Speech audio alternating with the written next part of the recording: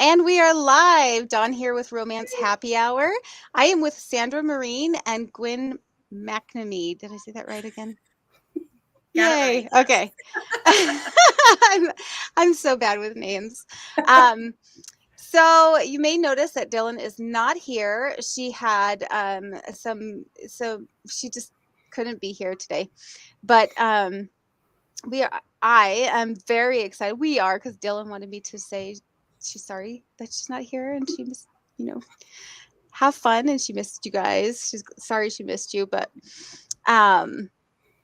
yes, ladies, welcome. Thank What do you. you guys work? What do you guys write? What are you working on? What are you giving away? Just go for it. Let us know. Sandra, why don't you start? Sure. Sandra Marine, and I write small town contemporary romance. And trying to get it in the camera here. Home to You is my debut novel, and that is what I'm giving away, a free ebook copy of that to anybody who signs up as a BookBub follower. And so I'm really excited to share that with somebody. Currently working on book 2 and looking forward to a release in June. So it's been a long time coming, but I'm super excited. I'm really loving how this book is coming together and loving getting to know these characters. So I can't wait to get it out there for everybody. Yeah, awesome. So, And I write everything under the sun. My readers always joke that they never know what I'm going to release next because I have genre ADD, and I write contemporary, I write romantic suspense, I write dark mafia, I write paranormal, I write rom-com. I even have a sweet and steamy Hallmarky holiday romance series. So I write a little bit of everything. My most recent release is this sexy guy, Billionaire Lumberjack. This is a complete standalone. It's contemporary romance, billionaire forced proximity during a snowstorm, and a little bit of suspense in it, a little bit of angst in it. And I'm giving away a signed paperback and some swag for BookBub follower. Nice. So I do have a quick question. Gwyn, you said forced proximity snowstorm. So on Romance Chicks, once we do what the trope. So we talk about tropes.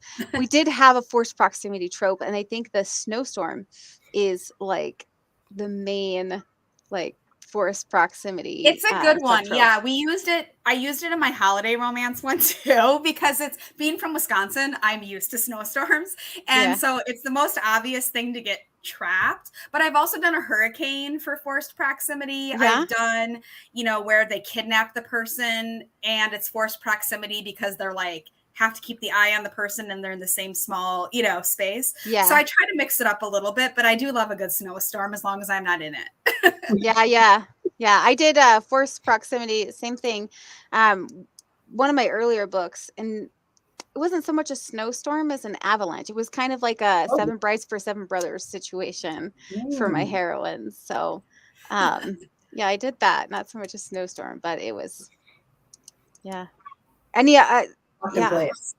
have you ever thought about doing forced proximity, Sandra?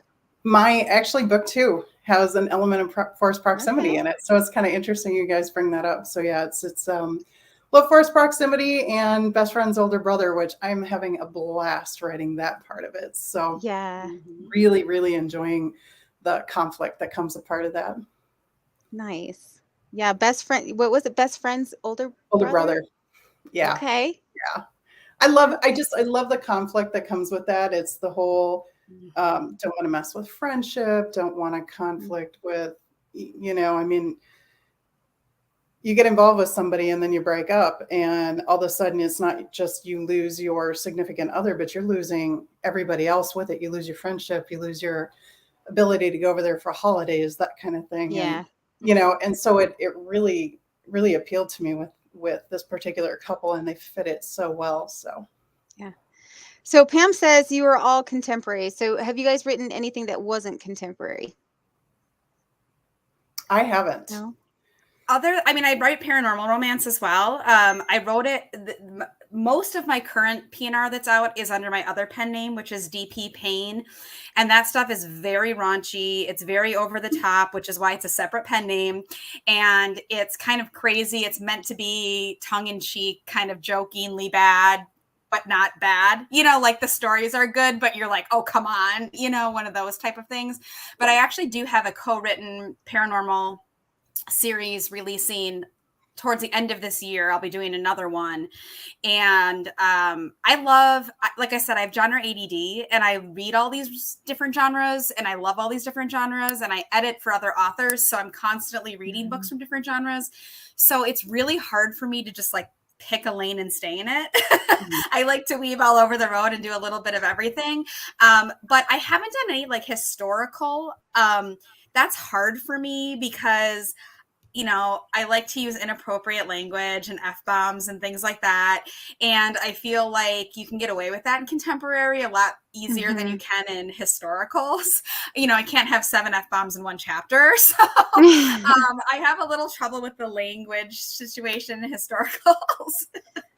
Yeah. I love reading historicals. Yeah. I just don't know if I could write it. It takes a really gifted person to write. I'm a sucker for Viking romances, like where the modern woman gets thrust back in time. Those are my jam. Like I love those. I love the old Sandra Hill ones. Like those were my first real romances when I was like a teenager, and I still reread them. I love those. They're the best. Joanna Lindsay had a couple of them that were kind of in that era, and I devoured anything Joanna Lindsay at the time that I first started reading romance. It was, in fact, the best. I still laugh. The very best anniversary gift my husband ever got me is he's not a reader. So this is what made it so awesome is he went and he pulled open one of my Joanna Lindsay's. He took it to Barnes and Noble, handed it to the lady, and he's like, here's all the books that she has. Order me everything that she doesn't. And so that he got me all of the backlist stuff that he could. And that was hands down to this day still the very best gift I've ever received. So that's really awesome. It was a cool one, though. Because, it was one of those things you had to order. They weren't in the libraries at the time. Amazon wasn't around. So it was, it was super awesome. That's way cool. Yeah. I myself write historical, I write American historical, but, that's a tough genre right now. But there's some the rumors that it's picking up a little bit, so we'll see what happens with my agent. You write cowboys too, don't you, Dawn? I do. I write historical, and that's my that's what I always started out with, and I was traditionally published with my historicals, and then I kind of branched to contemporary cowboys. Well, I would think at least 1886 is giving some historical cowboy love to those books. I mean, I'm a Yellowstone girl, like favorite show. Two of my readers work on the show. So they're and they know I'm an obsessed fan. So I like have a staff t-shirt from one of them and like all sorts of cool stuff. And so I was so excited when I found out they were doing the prequel series because I mean, who doesn't love historical cowboys? So Gwen, it's actually filmed in the town I live in, and the town's about 700 people. Yeah, so really? I put in to be an extra on the set this year. So if your fans like want to get me in there, I'm afraid they might say, "Oh, she's an author." No, we don't want her pitching. I don't think they have that kind of pull, but I'll mention it. It's an incredible show. It's really good. It helps. Sam Elliott is like my all-time fave. All-time fave. Oh my gosh. Even my husband knows that Sam Elliott is my mother. Like she would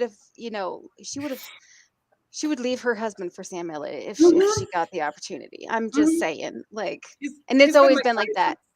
Yeah, I know. Since I was in like second grade, my husband, what was it? I mean, because he's done various voiceover commercials. Yeah. I think one was for beef or something. My hubby always used to laugh. He's like, "Hey, your boyfriend's on TV again," Yeah. His best voice. I love it. He does. He's perfect for that show. But and then I write paranormal for those of you who don't know, and under the pen name Lexa Jade. And we just had a release today, so I'm pretty excited about that one. That's awesome. Yeah. But congratulations. Yeah, Mia. He is. I mean, there's just some men that age well, and Sam Elliott is one of those men that age well. So, yeah. Yep. All right. Well, Sandra, you're Yes. up first, Okay. right? Are All you right. ready? I'm So go ready. ahead. Feel free to give like if you need to give like let us know what's going on if, Okay. before we get up there. I'm having a brain fire, but all right, I'm Sounds going to good. pop you up. All right. Sounds good. Thank you so much. I'm going to go ahead and read the first chapter from Home to You. And this it kind of sets itself up, but Annie is the heroine, and she actually has been gone from town for 16 years. So this is kind of the lead in for her coming back home again. So, chapter 1. Once again, Annie Brooks was running from something. 16 years ago, she'd run from Fairy Falls, and now here she was, running back. Her son sat in the passenger seat, his broken arm wrapped in a sling, and his bruised face still showing the vestiges of the assault. Curled up against the door as he was, he looked younger than his 15 years. Zach raised his head and looked out the window. Are we almost there? The 93-mile marker flashed by in the fading light, and she calculated the dwindling number of miles left before her overloaded Honda Civic nosed its way into Fairy Falls' town limits. Almost. It's just a few more miles. What's it like? She shrugged. It's small, quiet, not what you're used to. How? She turned her attention back to the rural highway buffered by mature stands of red pine. Small towns.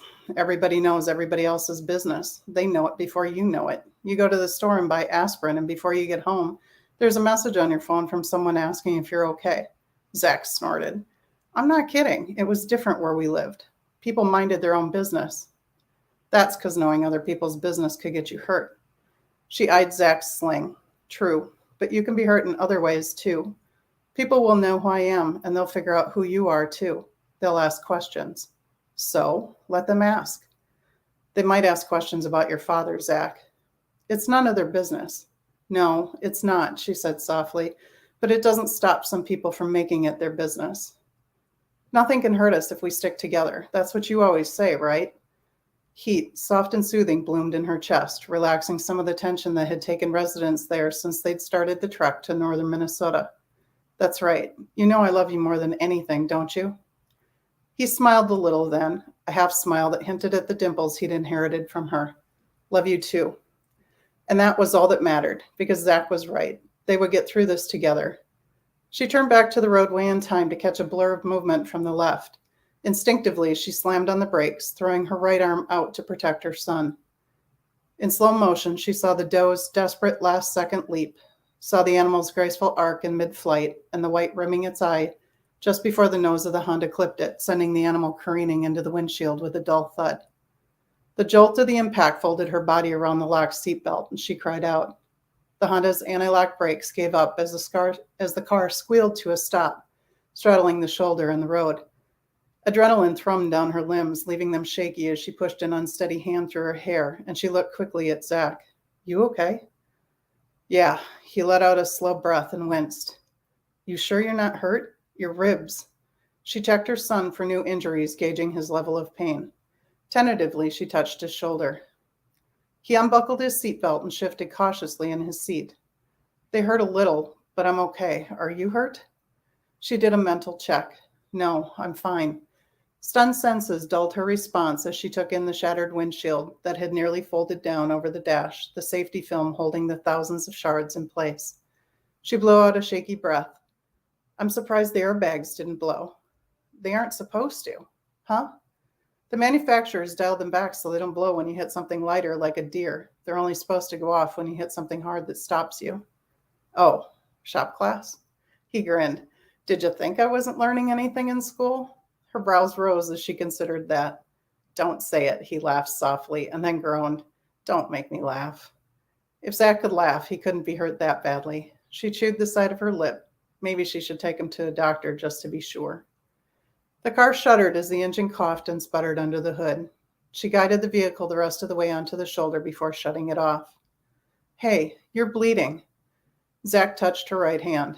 She stared in surprise at the knuckles scraped bare and split open. I must have hit it on the dash. Better her hand than her son. It's nothing, she said. He flashed her a guilty look. It looks like it hurts. As if on command, nerves burst to life and pain throbbed through the damaged appendage. Annie sucked in a breath and flexed against the hot sting strafing her knuckles.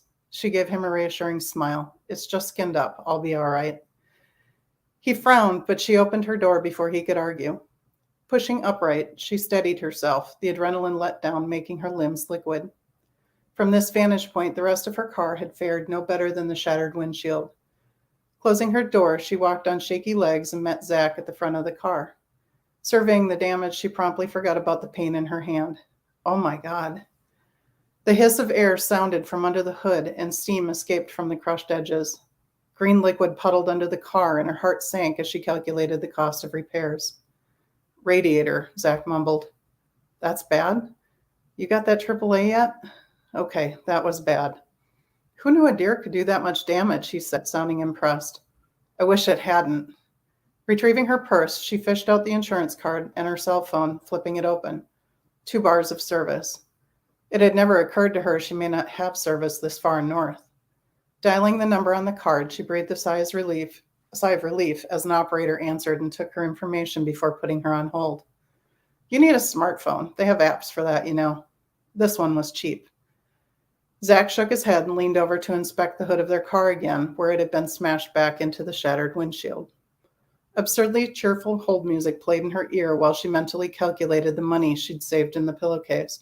She had no idea how much money was included in the inheritance she'd traveled so far to claim, but she doubted her emergency fund would stretch much beyond the cost of repairs. Think it's dead? She followed her son's gaze to where the dark shape of the doe lay on the shoulder of the road behind her car. I think so. I don't want to check to make sure, though. I'll check. The operator came on the line, interrupting her attempt to stop him. By the time she hung up, he was gingerly nudging the deer with one shoe. He squatted and laid a hand on the animal's side. Is it breathing? Zach shook his head. No, it's dead. She closed her eyes as guilt swept over her. Maybe she'd made a mistake in coming home after all. Chapter 2. Nate Lucas whistled under his breath as he rounded the rear corner of the flatbed. The deer had done a number on the car. Deer hits had factored prominently in the shop's profits this spring, and he wasn't complaining from a business perspective, but this was going to be an expensive repair. Considering the age of the vehicle, he'd be surprised if it was even insured. His gaze slid over the crushed windshield, the crumpled hood, and then to the volume of radiator fluid on the ground. There was no way he wasn't getting wet. Damn it. Shielding his eyes against the rig's floodlights, he glanced at the couple standing on the shoulder next to the car. The woman was petite, draped in an oversized coat and jeans. One hand shaded her eyes, obscuring her face. Another person hovered behind her in the shadows. You folks all right? He stepped toward them and into the direct light of the floods. The woman inhaled sharply, and the hand shadowing her eyes dropped away, leaving her features visible. He frowned and took a closer look. Blonde hair cropped close about her face highlighted her petite features and made her blue eyes appear huge. Familiar blue eyes. Shock snapped his spine rigid. His lungs froze for a moment, and he sucked hard but couldn't draw more than a shallow breath. Annie? She swallowed audibly, strain turning her face white in the harsh light. Nate, she whispered. His scalp tightened and the hair raised on the back of his neck as an icy chill washed through him. She looked the same. Tiny and petite and still so damn beautiful it made his heart stutter. You cut your hair. She blinked and he could have kicked himself for voicing the errant thought.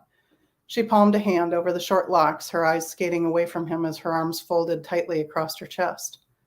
What are you doing here? Her baby blues held a faint challenge as they connected with his. My mom died. She's been dead a year. How come you didn't come home before now? I just found out. What? Where the hell have you been? Movement in the shadows behind her caused him to blink. He'd forgotten there was someone else with her. Annie's gaze dropped briefly to where the other person gripped her sleeve before she straightened and shifted to the left, blocking his view. A faint tingle teased the back of his neck as he peered over her shoulder. A kid. A teenage boy. Just old enough to be the one she was carrying when she told him she was pregnant, right before she left town without a word and left him holding the bag for her disappearance. So that is Home to You.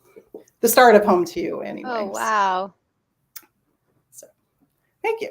That sounds so good. I love the last part. Thank you. Thank you. You Thank left you. me It like, was, oh. it was a lot of fun to write. It really was. I Sandra, love now you have me wondering what's the forced proximity in the story. not this one. That's book 2. This Oh, one book is 2. Okay. Okay. Yeah. Yeah, this one's a little more of a secret baby, but there's Yeah. some other elements to that one there. But thank I you. was getting the secret baby vibe out of it. Yeah, for sure. We do have some questions, so I'm going to pop them up here. We'll start with Karen. She's our resident question guru. Linda is a close second guru as well. So we got they didn't disappoint tonight. So Karen wants to know, what is the most difficult part of the story to write? For me, it is. I laugh because I'm working through my process, but for me, it's honestly just figuring out what the conflict is in the story. I have a kind of a broad overview when I first start writing, but for me, I really learn about the story as I'm writing, and I usually get about 45,000 words into it, and then I get to sort it out, kind of like a puzzle. It's like doing 52 card pickup, but you're not really sure what order they go in. Yeah. But you know, sometimes for me, because I go into it a lot of times thinking that it's going to be about one thing, and the characters end up giving me something else entirely, and that's both the hardest part, but also the funnest part. I really enjoy. I love figuring out what makes people tick, and I love figuring out what my character stories are. So, yeah. For me, I just always say it's the middle. That's the most difficult part. I unlike Sandra, I'm a plotter. I actually do plotting for other authors and help them plot their books too. Like I'm one of those people who I just see the story arc in my head like immediately, and I know exactly what I want to happen, and I know how it's going to start, and I always know how it's going to end. I will see the end scene crystal clear in my head from the day I get the story idea. Same with the opening scene. But it's those middle chapters where sometimes I just cannot get a clear picture. And so a lot of times on my outlines, you'll see something super vague in the middle, like they have some sort of argument about something here. And then as I'm writing, I will, the characters develop, the story develops, and then I expand on that. And then it ends up being like 4 chapters more than I thought it would be. But I do let the characters guide me, but I also outline heavily, and I know exactly where my story is going from the beginning. I think I've written 45 books in the last 6 years and published them. And I think I've only had one where I've done a total, this is not what I outlined, like where it was a full 180, totally different story than the one I had originally started with. There are little changes here and there, and it's typically in the middle. But for me to have like a dramatic change from what I initially see the story as, it's very unusual for me. So the middle is the hardest. And my co-author, Christy Anderson, will laugh when she hears me say that, because I always say like, oh, I'm really struggling. And she's like, are you in the middle? Yeah, I am. I'm in the middle again. Right there again. Yeah. I'm kind of a plantser myself, so I try to plot. I pants the crap out of it, but I'm like right now too. My agent's like, "Well, give me a character outline and the plot, and then submit it to me if you want, and then we'll go over it." And I'm just like, "Oh crap! Now I got a plot." So that's actually what I'm working on right now, is plotting out this book with her. But all right, we do have another question, Linda. Do you Google yourself? I haven't. No. I think I'm scared to find out what I might find if I Googled myself. No, I never have. I should. I have not my author name. This is a pen name. I'm actually an attorney, so I can't write under my real name. But I do Google my real name a lot to make sure that there's nothing shady. But I do not. I really try to not Google my pen name, because I don't want to see all the pirate sites. I don't want to see people posting a bad review. I don't want to see anything that's gonna kill my vibe. So I tend to not do it. Yeah. It's probably a good plan. I do. I Google myself. Do you? I do. I like to see like what's up there, but typically it's like older stuff. Like I got a lot of like when I was first, writing and publishing with Kensington and stuff. So yeah, I don't mind it. I don't find anything bad. And with the pirate sites, I'm just like, yeah, it's part of the job. I know I that don't like it, but it's part of the it's job. I it's know. funny. I mean, And I get that, but as an attorney, it drives me Oh, absolutely I mad bet. that people give absolutely zero Fs about Yeah. copyright No, law. I agree. I Like, agree. agree. No, I agree with you. frustrating. It bothers me, but it's like, what can I really do about it? Because I can send them an email and say, hey, take it down, but Yeah, they're pirators, so Right. they don't They don't care. care. they don't Yeah, care. They're like, they yeah, don't I'm care gonna in the take it first down place. just because you sent me an email. Here we go. What is your process for choosing a cover? Ooh, Mm. covers are my favorite thing. I am a major cover whore. You Like have I beautiful covers too, Gwen. almost all of my covers are custom images that I buy from photographers like Wander Aguiar or Christopher John or Golden Cermak, or there's a couple other people that Michelle Lancaster. And I have a folder of just unused pictures that I've purchased over the years that were so beautiful I had to have them, and I had no book for them. And I kind of every year I kind of look and say, when can I use one or two of these this year? And I try to work my way through my list and my stockpile. But I love covers. Very early on, even before I published, I've been a freelance editor for 15 years, and I had edited for indie authors really at the beginning of when indie authorship was like a thing. I mean, we're talking early 2000s. And I learned a lot before I became an author myself. And I learned that covers everything. Like, you have to have a good cover and you have to have a good blurb, period, Yep. or you're not going to sell books. Totally. And so for me, put that investment in paying to get a custom image is worth it to me, because no one else is ever going to have that cover. No one else is ever going to have that image. No reader's ever going to say, wait, have I already read this? This cover looks familiar, because it's the same stock image they've seen elsewhere. Right. So it's important to me to try to do that. The only series that I don't do that on are my series that are novellas, because with a 20,000 or 30,000 word book, you can't charge enough to make back the cost of a custom image. But Yeah. all of my novels have custom images on them. And I always try to match how I picture the character. There's some authors that don't really care. They think it's a pretty picture, they put it up there.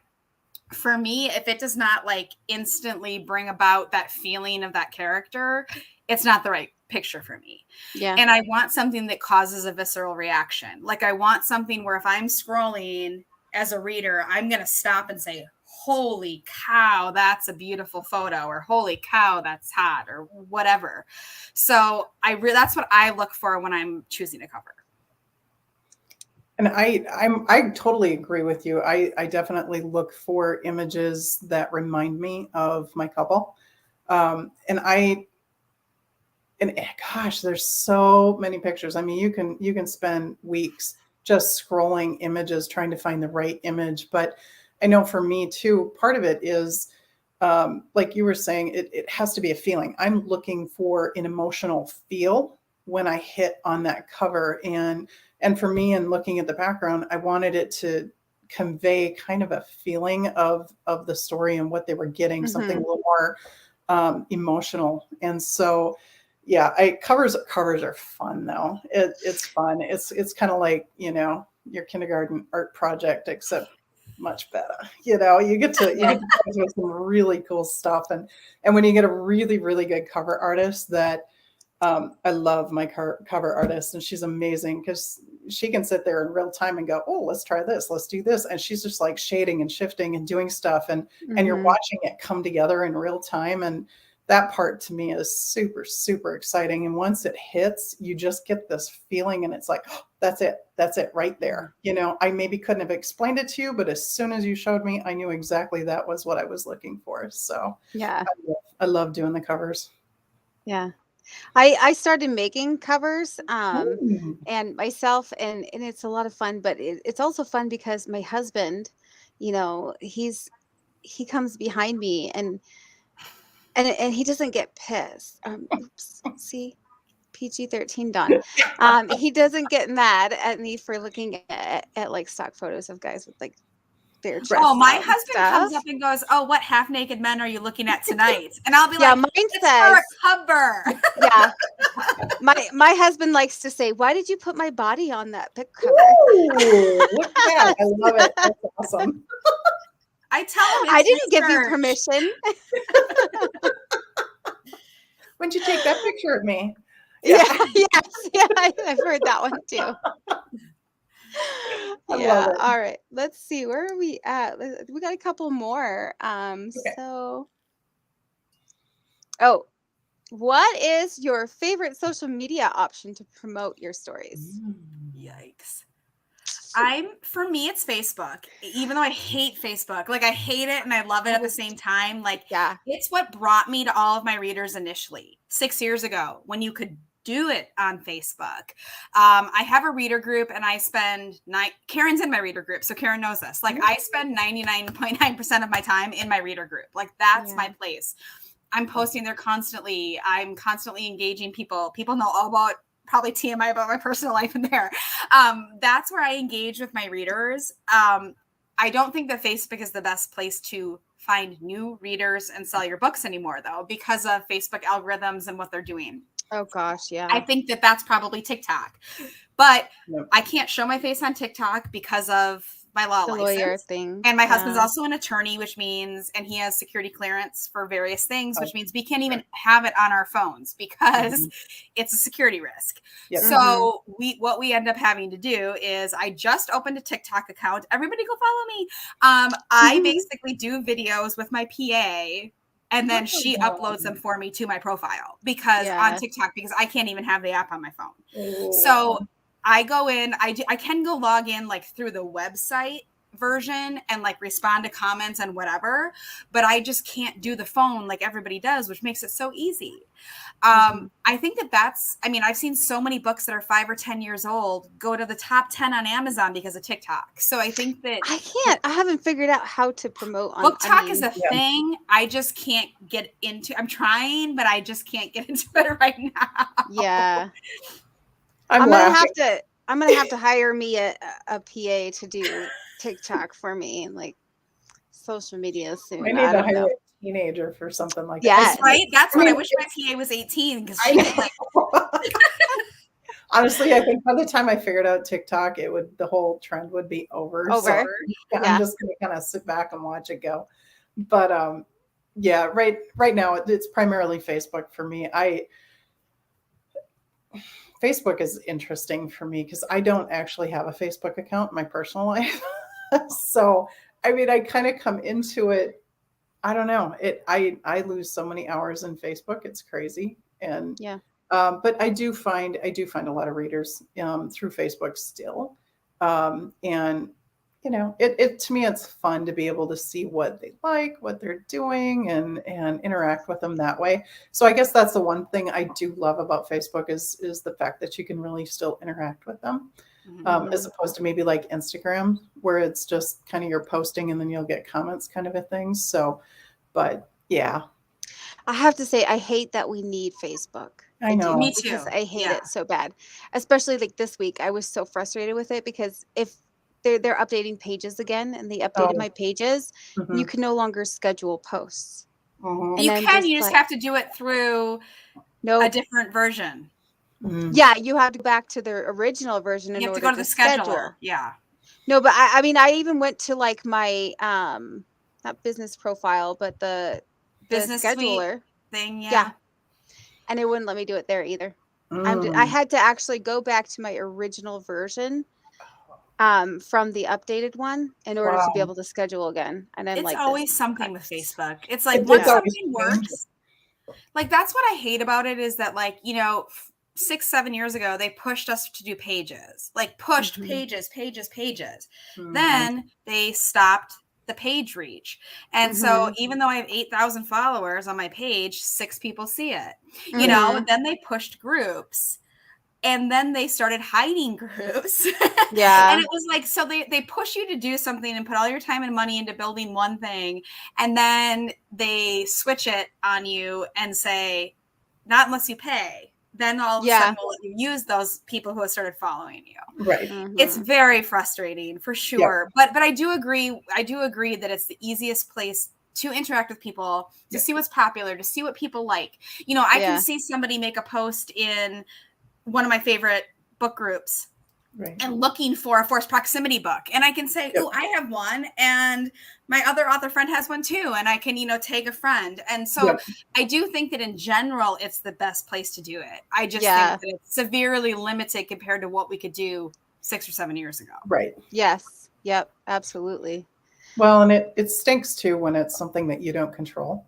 Yeah. You know, I mean, it'd be great if you had a community where it didn't change all the time and that you did have a little bit of control over what happened to it, because I know so many people who, unfortunately, I mean, they've lost their page or something happened, and then they lose touch with all of their readers, and then they have to go through trying to get in touch with them again. And it's sad and it's frustrating on both ends. So And I will have to mention, I'm glad that Twitter is no longer relevant for this, because yes, it is such a volatile cesspool of absolutely. I was like migraines just looking at Twitter every day, and I'm like, why is this relevant?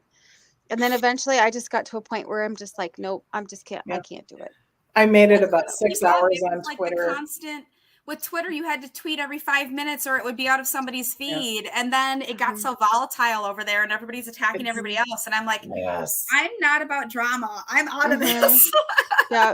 I don't think I've posted anything that wasn't an auto post, like a promo auto post scheduler to Twitter in like 4 years. Yep. That's where I'm at. I'm just like, I got rid of it for my author. I have it for my realtor page, but that's it. And I just auto post. I don't even look at it because I'm like, nope. All right, let's do one more and then we will get to Gwyn. Let's see. Let's do Linda.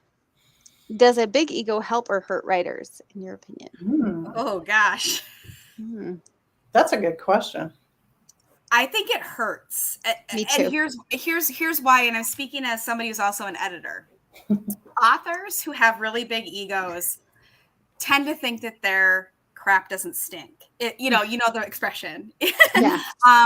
And they have a really hard time taking constructive criticism from people who are pointing out where things could be adjusted to make a story arc, character arc stronger, or make wording easier to read.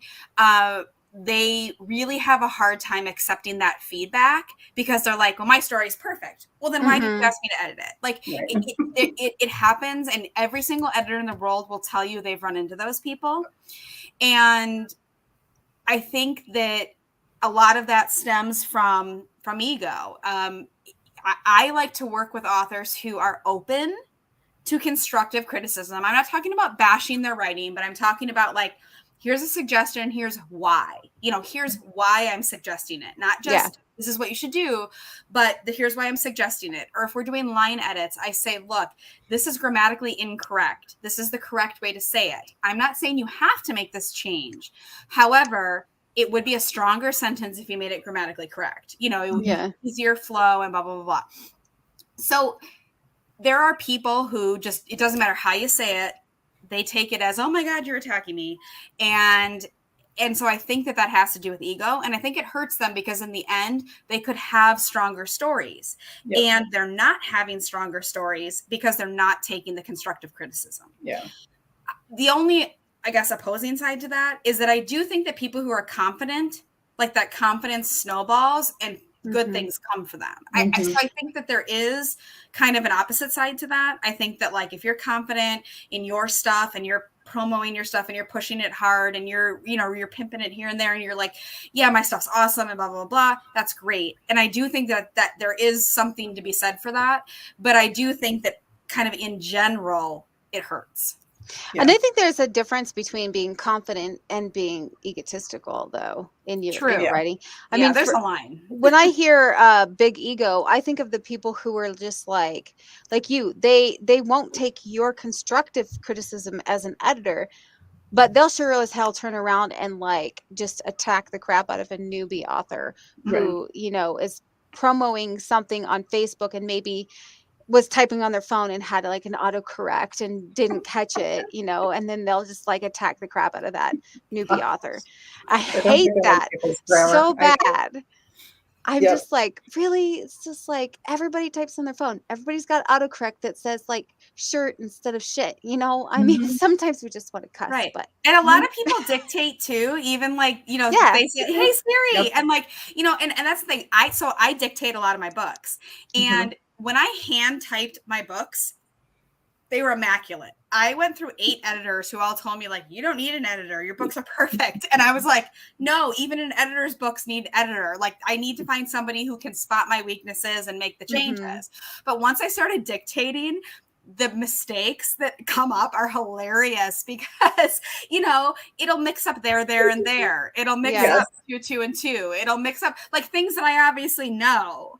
And my proofreader will laugh and she'll be like, are we going back to 3rd grade where I need to teach you the difference between there? And she gives me crap because she knows it's because I dictate. And we joke about it. But a lot of people dictate even like posts on Facebook. So there'll be mistakes. Yeah. And I mean, the only time that I ever reach out to an author seeing a mistake is if it's in like a teaser. Like if it's in a teaser and there's a typo or completely the wrong word or something, and it's somebody I'm friends with and I know, I might shoot them a quick PM and say, hey, just FYI, the teaser you posted, it's amazing, but you might want to just correct, the wrong word, whatever. Yeah. And if it's somebody I don't know, I let it go. Like I'm not going to jump on somebody who like I'm not friends with, but people who know me know that I'm an editor. So they're not going to be like offended by me coming to them and being like, you might want to clean that up. Like, and the reason that I think it's important to clean those things up is because readers notice those things. And if you have a typo in your teaser, then what are they going to think your book is like? Are they going to pick up your book at all, or are they going to think it's littered with typos? So I do think that how you present yourself through teasers does make a huge difference. Yeah. So Sandra, what about you? Do you think egos help or hurt? I'm funny because I always see both sides of almost everything. But I absolutely agree that ego in its purest form, and ego not being confidence, ego being I'm great, can hurt you, because I do think I always go to an editor with an open mind of, and I mean, I think I went through like three or four different editors before I finally found an editor who would actually critique my work, like start pulling it apart and saying, fix this, fix this, fix this. I mean, and that's what I go to an editor for. I know my stuff's not perfect. When it goes, I know it's good because I like it. I think it's good, but it can be better. And I want to get better. And I think ego gets in the way of improving yourself. And I think we're always improving ourselves as writers. We're never perfect. Nobody's ever perfect. I mean, if you're writing for 40 years, go back and look at the stuff you wrote, even 3 years ago and go, oh man, Cringe. You're constantly learning and your voice is evolving. And so I do think ego hurts, but I will say this. I think that a tiny bit of ego, the good kind of ego, the kind where you believe in yourself, where you have faith in your personal growth, is super, super important. I know so many people who are incredible writers, and man, they really struggle to put their stuff out there. They're so scared to let anybody look at anything. And it's like, put it out there, get it out there, grow, learn, be open to, I think more than anything is just be open to growth and being open to learning. So I think it's probably more harmful than helpful, but I think everybody needs a tiny bit of ego. Otherwise you never get off the starter blocks. Yeah, true. All right. Well, we need to get to Gwen. Before we run out of time. So Sorry, Gwen, I'm a talker. I'm like, you are up. Okay, I'm going to read from Billionaire Lumberjack, which is my newest release. standalone, billionaire, forced proximity romance. And I'm going to read, we'll see how long this takes, but I'll read chapter 1 and see where we're at. Okay, Beau. The phone in my hand must be made of some really effing damn must be made really effing damn well, because as tightly as I'm clenching my fingers around it, any shoddy piece of shit would have definitely crumbled under the strain. My grip is hard enough that my fingers actually hurt, but it doesn't stop me from channeling my anger and frustration through them and into the plastic. I pay you enough to buy a small country so that I don't have to deal with this shit, Nate. After working for me for almost 2 decades, by now he should understand this isn't something he should be bothering me with, especially not today with this massive snowstorm barreling down on the mountain like an out-of-control freight train. I'm sorry, sir, but I just don't know if I can handle it myself this time. The board is getting restless. We're coming up to the 10th anniversary, and I'm afraid you'll have a mutiny on your hands if you don't take care of this personally. I groan and scrub my free hand over my face. Several months' worth of growth scrapes against my calloused palm. Shit, when was the last time I even shaved? My ability to not give one single F about my appearance is just one of the many reasons why Nate's asking for this is off the table. If I were to make an appearance at the annual meeting, I would have to look the part. And there's no way in hell I'm going to clean myself up and don a $10,000 suit just to impress a bunch of a-holes who I pay to run my company. One of the perks of being a boss is getting to do whatever the F I want, whenever the F I want, and it's something Nate seems incapable of comprehending at this moment. I don't give an F, Nate. Handle it, or I'll find someone else who can. It shouldn't be that hard, really. The board has managed to do just fine without my physical presence for a long effing time. All they have to do is sign off on the plans and budget for the new year, and then it'll be back to business as usual. The fact that they're giving Nate a hard time is only a reflection of the current climate. They're nervous about the potential new legislation and how it might impact their bottom line. Things have been doing so well over the last 10 years that they've become accustomed to the way things are. And now everyone wants more for less. They think the billions flow into the coffers and ultimately their pockets should come without lifting a damn finger, and somehow think my strolling into a meeting to show my face is going to prevent the government from interfering with our way of conducting business. Lazy effers. I've done enough heavy lifting in my lifetime to know that sometimes a little hard work and sweat, coupled with patience and a few appropriately timed phone calls to the right people, garner greater results. And that's all it's needed now. Their meltdown is for nothing. Everything will be handled as it always has been under my watch, without me there. A few calls, a few promises, a few concessions. That's all it will take to ensure any new laws that pass will not put us out of business. Whether the environmental groups like it or not, they need what we supply. The business will grow exponentially in the future as long as we stay the course and that was set out long before I took the helm. All while I stay here, thousands of miles from the BS, ass-kissing and pomp of the boardroom. I pay lots of people to make sure things run smoothly without my having to leave this place, and I don't plan on changing that anytime soon. Something Nate is more than aware of. The fact that he's even bothered to call me to raise the issue now just shows how dicey things have gotten. But I have confidence he can work it out. Nate clears his throat nervously. I'll see what I can do, boss. Maybe I can talk to Mr. Black and Mr. Dietrich privately. I can sway them and shift the tide on the board. I don't care how you effing do it. Just get it done. You know I'm not coming down there. Not now, not ever. I end the call and slam the phone down with a little more force than I intended. The tumbler of bourbon on my desk rattles, and I release a deep sigh and pick it up to down what's left in one gulp. Spicy, soothing warmth slides down my throat and ignites my gut, but it doesn't quell the annoyance shifting through my body at having to deal with this on top of the coming storm. I glance out the window at the lightly falling snow. Quiet, picturesque, almost calming. To anyone not familiar with the way the weather works on the Okanagan Range, it might not even be cause for alarm. But I've been here long enough to know that it's a harbinger for something much bigger literally on the horizon. I'm going to need another one of these to help me keep warm before I head out there. It's going to be a real bitch of a storm, and it isn't much time before she fully hits. It could be days or weeks before I can get out of here for any sort of supplies, as there sure shit isn't anyone coming up here to bring me anything.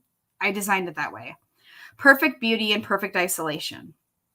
But that means I need to make sure everything is battened down and I have extra large stock of firewood before it's too brutal outside to do it.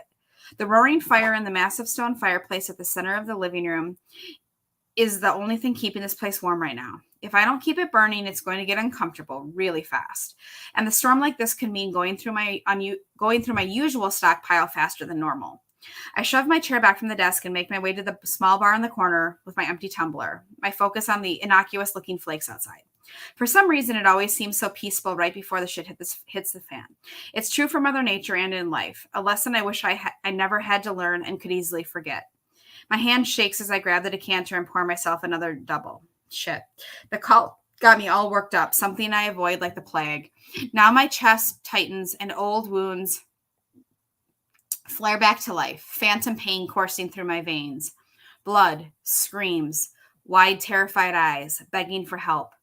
I squeeze my eyes closed, toss back the drink, and grit my teeth against the burn. No time for distractions like painful memories or problems that can handle themselves. Chopping down a tree will serve a dual purpose today, stress relief and necessity. Nothing like hacking something to bits to help you forget about the trials and tribulations in the real world. The one I left behind and had hoped would be completely forgotten from my life by now. But I'm not that lucky. I learned that a long effing time ago in the worst way possible. There are a lot of people who believe I am lucky, that I was lucky, but they're wrong. Things that come easy aren't real or aren't worth having. And there's no such thing as luck. You make your own luck, or at least I have ever since that very hard lesson turned me into who I am today. And I don't plan on repeating any mistakes of my past. As long as I can stay locked away here in my own little world, that might just be a possibility. I wander from my office into the living room, past the blazing fire. I need to keep going. It beckons to me, and all I want to do is drop into the plush leather chair in front of it, prop up my feet, and enjoy another drink and a cigar while the storm rages around me. But the stack of wood already piled along the side of the house certainly won't be enough if Mother Nature decides to dump what the weatherman has predicted. After one more longing look at the warm spot by the fire, I pull on my boots, grab my parka from the hook beside the front door, and step out into the freezing bite of the approaching storm. Snowflakes whip around me in a growling wind, nipping at the exposed skin of my face and hands. I tug up my hood to block as much of it as I can, pull on my thick leather work gloves from my pockets, and cover my hands, then pick up the axe leaning against the cabin near the door. Hello, my old friend. The familiar weight in my hand serves as a soothing balm, helping ease some of the tension my body caused by Nate's call. Getting worked up isn't good for me. It makes me do questionable things I can't take back. It's one of the reasons living alone here is safer for everyone.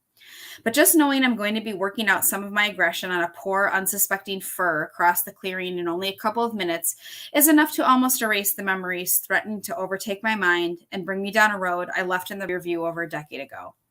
I'm never going back there, never returning to that life or the person I was. It's time to destroy something. Brooke. GD, you Mother Nature.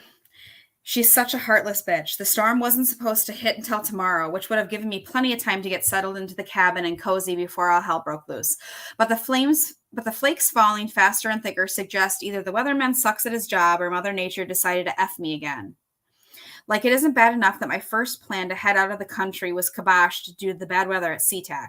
She definitely effing me, making me pay the price for some unknown snub, probably because I used plastic straws and styrofoam. Okay, I get it. I'll repent. Anything to stop the damn storm right now, because the weather isn't the only looming problem. Old Blue does not want to cooperate either. The tiny a-hole check engine light has been on for over an hour, but out here it's not like there's anywhere I can stop to have it looked at. My only hope is to get to Colleen's cabin before it completely shits the bed. Then I can settle in and get warm while I wait for the storm to blow over.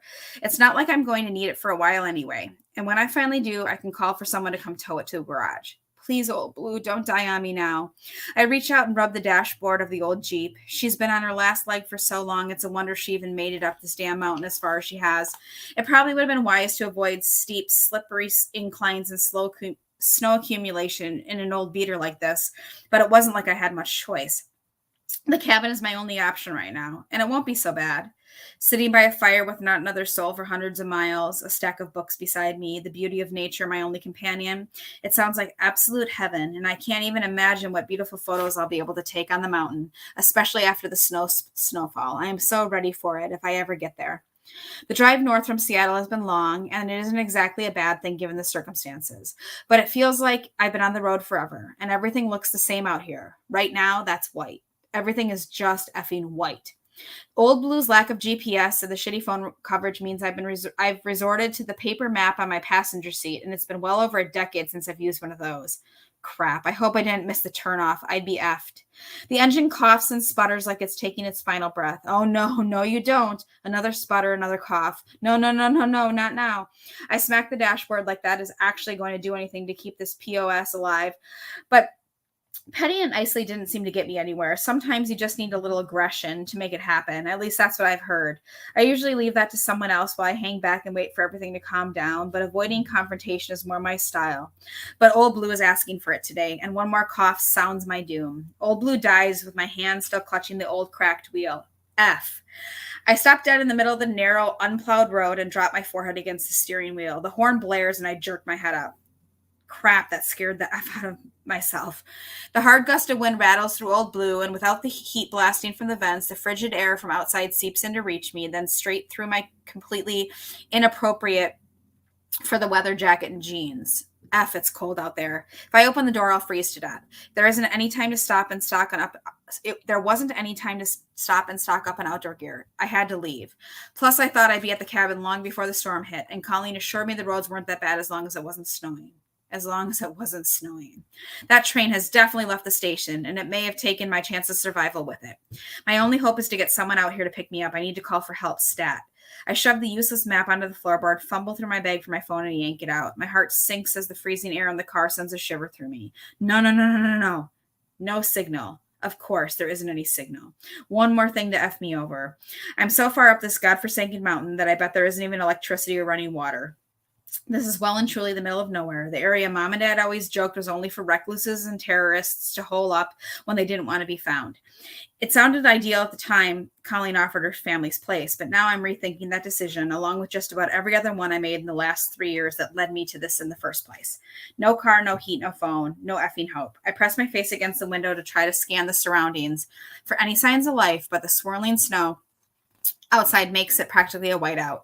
Getting out of the Jeep is the last thing I want to do, but I'll die inside the frozen blue metal coffin if I don't find help. I tug on my thin gloves, pull up my hood over my head, shove open the door, and step out into the snow in my Uggs. At least I have something warm on my feet, but the lack of heavy winter jacket or some sort of long underwear or snow pants makes my body want to cave in on itself in the chilly air. Survival mode, Brooke. Keeping my head on straight and staying focused is essential right now. This is life or death shit. It has to be done it has been since the moment I pulled out of my driveway. I turn and scan the horizon on the opposite side of the road. Nothing but white snow, tall green trees as far as the eyes can see. F. Go back or go forward. Those are my only options. But I know what's behind me, a whole lot of nothing for a very long time. There was some sort of signage for a logging company, but that was hours ago. Nothing since. Not a single sign of life. For all I know, the same lies ahead on this barely discernible road. If it weren't for the break in the trees in front of me, I wouldn't even be sure there was a road. I glance that way and stop, a tiny rush of warm hope filling my blood. A thin wisp of gray smoke trickles up from the trees in the distance, barely visible through the maelstrom of snow, but it's there. Where there's smoke, there's fire, or whatever the saying is. Someone has to be there, but I have no idea where there is or how far I'll have to walk to reach it. Old Blue or the unknown. It's not much of a choice, really. I may not know much about the wilderness since I've spent my entire life in the city, but I do know what sitting in a dead vehicle in a snowstorm when you know there's nothing around and no hope of rescue is a death sentence. The only place to go is onward. And I'll stop there. That's awesome. I loved it. And especially since I lived in Washington. So Oh, and I studied the whole country and all the mountain ranges to try to pick where the perfect location for this story was. And I chose the Cascades because there are the Unabomber was there. I chose places where you can really get remote, where you can really be no one else around for 100 miles. And that was why I chose there. Yeah, that's awesome. It's a great research topic too. It was fun actually. Yeah. We do have a couple.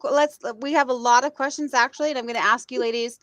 We're not going to get to all of them, so if you wouldn't mind us going back later, and any ones we didn't get to, just kind of responding to them. So let's do maybe 2 or 3. We're already at the minute, but we'll go a couple minutes over. So, Nancy says she's new here, and she's just wondering if your work is character driven or plot driven. Mine is definitely character driven.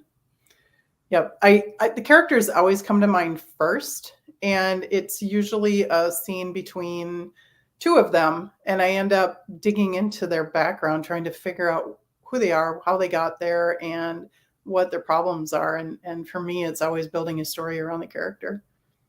How about you, Gwen? Me too. I mean, there's a lot of authors who like pick a trope and they're like, I'm gonna write a book about forced proximity. And then they like build the story around that. I'm not like that. Like, I think of the characters, I think of what their motivations are, I think about what their goals are, I think about what their backstory is. Mm-hmm. And tropes kind of naturally fall into it. I was explaining this to one of my authors just yesterday, actually. She said, like, oh, I don't write tropes. And I go, BS. Everybody writes tropes. They just don't necessarily market them that way. I said, go back through your books and look. I said, do you have any forbidden romances, people who shouldn't be together? Do you have a second chance romance, either the same couple coming back together or a second chance at love for somebody who has lost love in the past? Like, I told her, like, you have to think about these things in terms of tropes.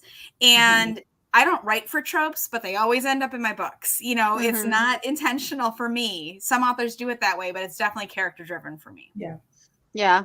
Mine's plot driven. Actually, I always come up with the plot first, like, because I can get a plot out of and our regular viewers know this, just the minus little detail somewhere. Like, my very first book came because I found out that the army in the 1850s brought camels into Montana to help with the Indian problem. Wow. And then they couldn't control the camels, so they let them go wild. So for years, there were wild camels in the Montana mountains. Wow, and I never heard that. My very first novel. Yeah, that's what sparked my very first novel. So I get That's those. a cool plot point. Just like a little fact, especially my historicals. I just love my historicals because there's nothing like actual history to make my readers go, that could never happen. And that could be like, actually, it did.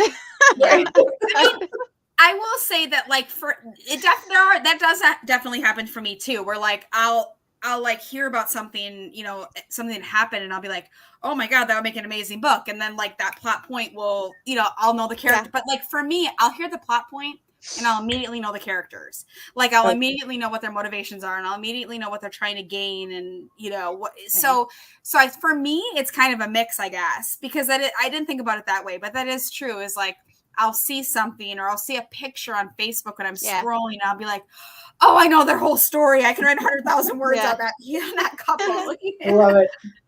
I love it. All right. So here's this one. Is it difficult to co-write with another author?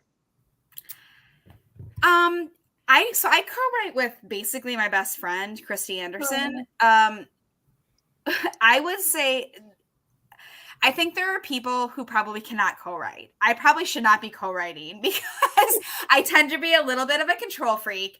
And, but because she knows me so well, she knows how to talk to me and knows how to say, like, no, I'm not, I don't care what you want on this. I'm doing this.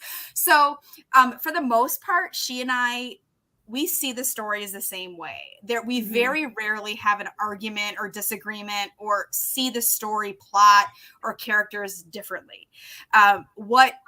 If there is any conflict between us, what usually ends up happening is it's because I saw a scene differently than the way she saw a scene. We have the same elements, but I saw it unfolding different, or she saw it unfolding different. And thankfully, we know each other well enough that we're able to work through those things, and we're able to, you know, get to a place where we're both happy with what we come up with. But I definitely think you have to work with somebody you trust implicitly 100%.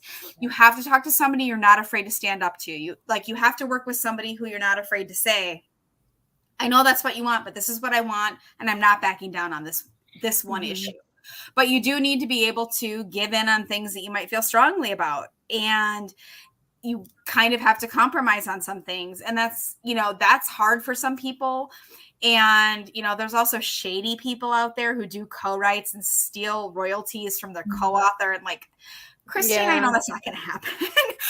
but, you know, you want to have a contract. If you're going to do co-writing, you want to have a written contract for the co-write. You want to set up an LLC or an SC or some sort of legal designation. as a co-writing duo. You want to have a joint bank account so both people can see what's coming and going, and you want to set up a joint publishing account with KDP and all the other vendors if you're wide. So there are things you kind of make it more difficult if you're co-authoring, but I think it's worth it in the end because having two brains is always better than one, in my opinion. Mm-hmm. Yeah. And Do you- have you ever? Go ahead. I never have, and I'm honestly not sure if I could, because for a lot of reasons that Gwen outlined, like I'm stubborn and I'm kind of a control freak and I like to do things my way. Well, and in part too, because like I'll see something in my head and I'm like, no, that's the way it goes. You know, I don't always play well with others. What can I say? But I'm curious though, do you guys each, so you and your writing partner, do you write one character and they write the other? Oh God, no, we could never do that. Some people do that. Some people do. Yeah. One does the male and one does the female, and no. We typically trade off chapters. So like I might write 5 chapters. If I'm like on a roll, I might do 5 or 10 chapters at once. If she's on a roll, she might do 5 or 10. But typically we try to pass it back and forth every like 2 to 5. And I think, and then both of us go through it at the end to smooth over anything that doesn't, to make it all sound like one voice, you know, obviously, because having two people writing, even if you have very similar writing styles and a very similar voice, it's never going to be exact unless you both go through it, make suggestions, make adjustments. And so that's what we do. That makes sense. How about you, Dawn? I have never co-written. Dylan and I had tossed around the idea at one point, but then it never came to fruition. And I don't know if I could because, like, I don't plot. And my thought with you is you have to have a plot outline. Yeah, we talk through on the phone. We spend like 2-3 hours plotting the whole book, and then I email her a copy of it. I type it up. I email her a copy of it, and we go off that. But there are definitely times where like one of us gets to like chapter 10 or whatever, and we call the other person for like, I don't think this works here. Like now that we're 10 chapters in, it's just not going to work. So we talk it out and we make the adjustments. But you do have to have a plot. I don't know how anybody can co-write without one because you can't, because 2 brains are never going to work in flux the same. Right. Like it's never going to be like continuous, or you know, the continuity will have issues. Yeah. I'm sure there are people out there that do it. I'm just not one of those people. I plot. I'm just really bad at it. I've been plotting all day today. I try to plot, but I'm really bad at it. I feel like I got nowhere. Call me, I'll help you guys. I know. Yes. I was actually gonna say, I'm gonna be talking to you afterwards because actually for anybody, even anybody who's watching, so the blurb bard is my page. And I also do blurbs for other authors. I write dozens of blurbs every week for other authors. So oh my gosh, you're my new best friend. Okay, more than they hate anything else on the planet. I love writing blurbs. So that's my page. You can contact me through there. I don't advertise my plotting services there. It's more like a word of mouth thing, but that's where you can contact me. Okay. With that, I'm going to have to pop this last question up there, and it's going to wrap it all up for us. And then afterwards, I'm going to talk to you about helping me plot. So, are you going to any book events this year? Good question. Yes, I usually do 4 or 5 every year.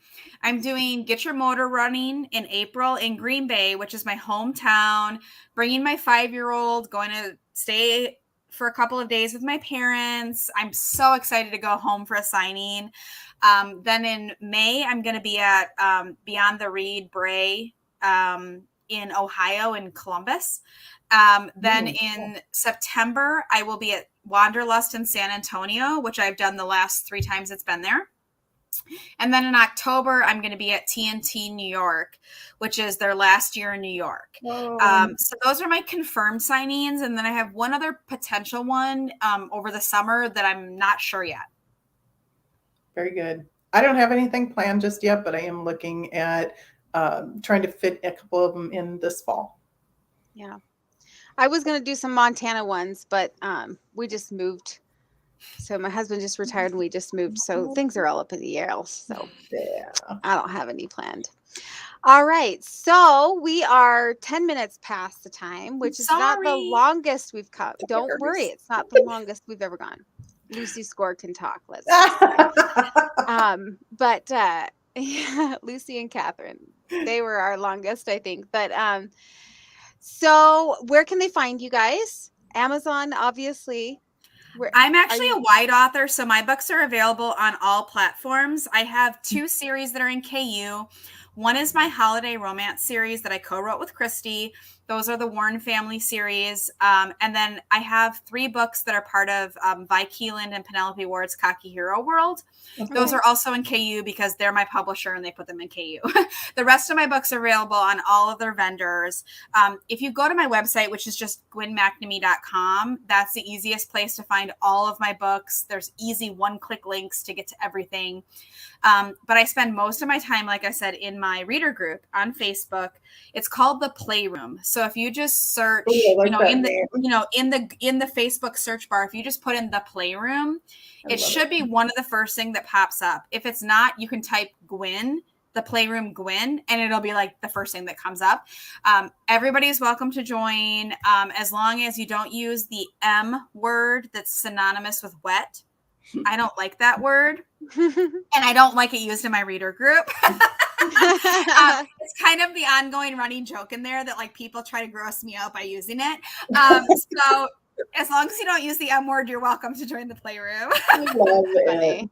I love it. My book is available in KU on Amazon, and you can find me on my Facebook page, but the best place is to find me on my website at sandramarine.com. Awesome. All right. Well, that is it for us tonight. And don't forget to enter their giveaways. They're both giving away an ebook, and Gwyn is giving away some swag. Paperback and swag. Oh, okay. Paperback. Okay. And swag. Remind. And that can be found on the Romance Happy Hour Facebook page. And I will repin that to the top. I pinned our video to the top. So I'll repin the giveaway to the top. We're going to leave that open until usually it's about Monday. But we usually say Sunday, but I'm lazy. And so I don't ever get to it till Monday. We'll be watching the Super Bowl on Sunday anyways. Yeah, there we go. That's true. So that will be open through the weekend, and we will choose some winners this early next week. And thank you so much for joining me, ladies. Thank you for having me. Thank you for having us. Appreciate no problem. It was so much fun. And we will see you next time. Bye-bye. Bye, everybody. Bye, everybody.